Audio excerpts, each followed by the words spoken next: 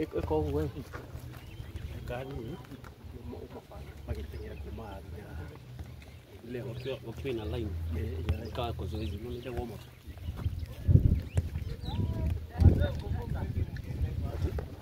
sema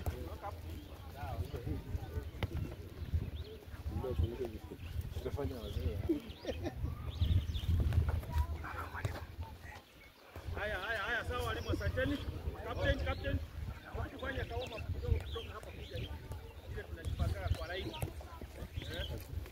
uje pale unaona nilikuwa nakuja kunitafuta wewe leo unatuambia vile tunafanya captain. Sawa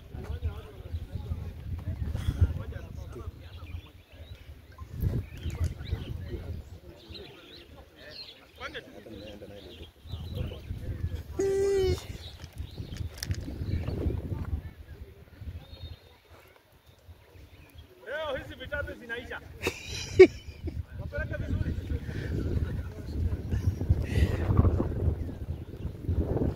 Ndio namlipa.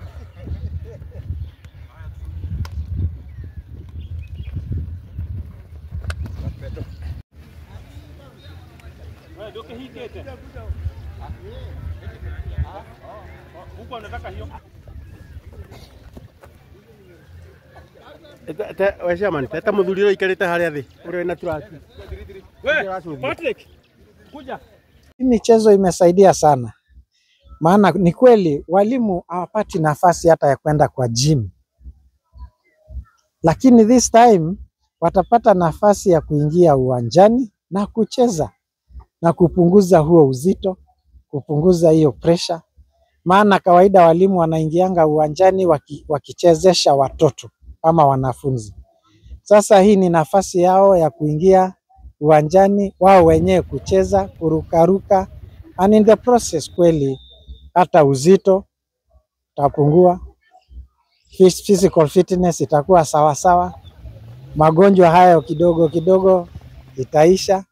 Na mimi ninaona walimu hapa hata wamepata shape mzuri tangu waanze kukimbia. Kwa hivyo hii inasaidia sana.